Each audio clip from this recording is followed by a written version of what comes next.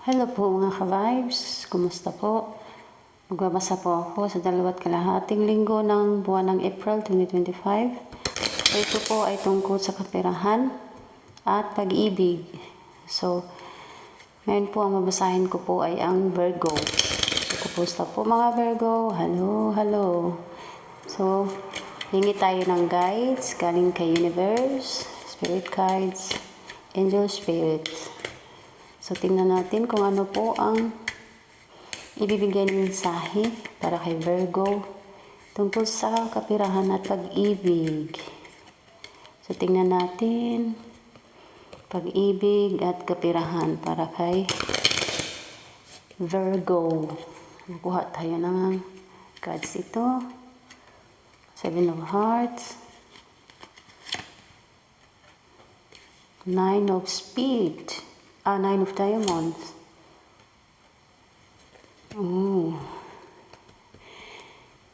Jack.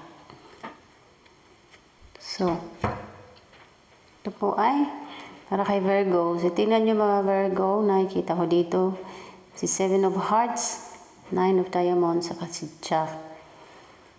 Ang isang lalaki, may lalaki dito na Virgo. Isang lalaki po ang nakikita ko na sa sitwasyon ngayon ay pag-ibig at pera ang kanyang problema. May isang lalaki dito na hindi naman siya worse na problema na sobrang worse as in difficult na kailangan solusyonan ng pera at pag-ibig. Nakita ko dito, hindi lahat, may nakita ako dito na lalaki na kailangan niyang pinagplanuhan paano mag-ipon kasi may plano siyang magpakasal. May plano na siyang pakasalan yung girlfriend niya o yung ka-live-in partner niya. May nakita din ako dito na paglalakbay ng hindi kalayuan na paglalakbay. Dito lang sa sa Pilipinas. Sa Pilipinas, motor, sasakyan, o di kaya pagbiyahe lang ng eroplano na 1 oras lang mahigit. So ito, may nakikita din ako dito na mas nanibabaw dito, nakikita ko na isang plano sa pagpapakasal.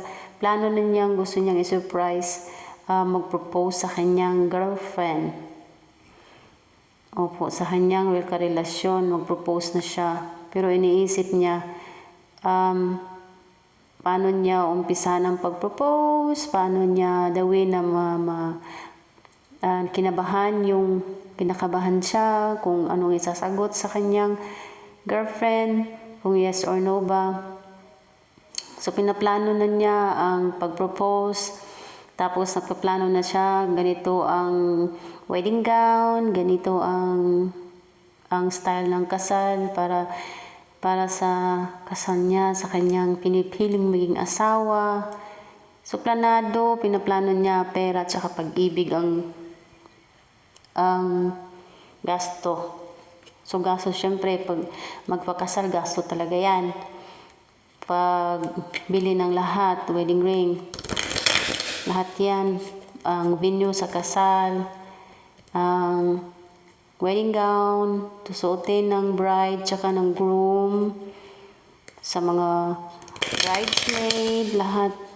So may nakita ko ditong proposal ng pag-iisang dibdib. So yun na nakita ko. At paglalakbay.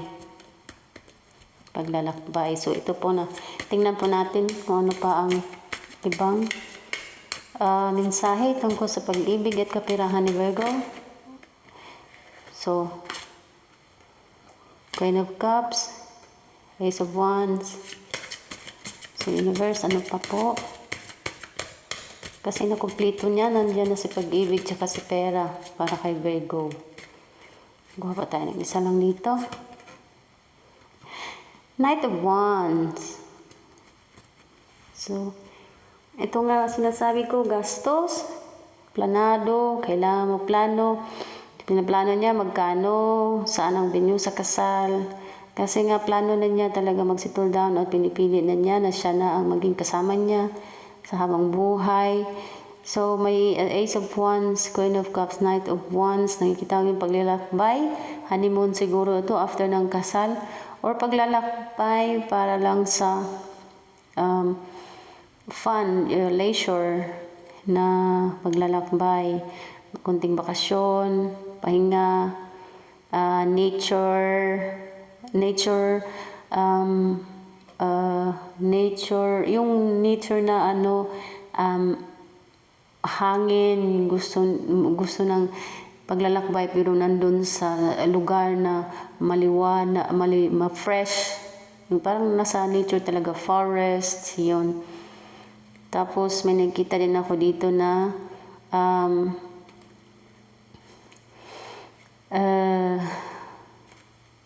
si Virgo ay nakita ko dito yung pera mo.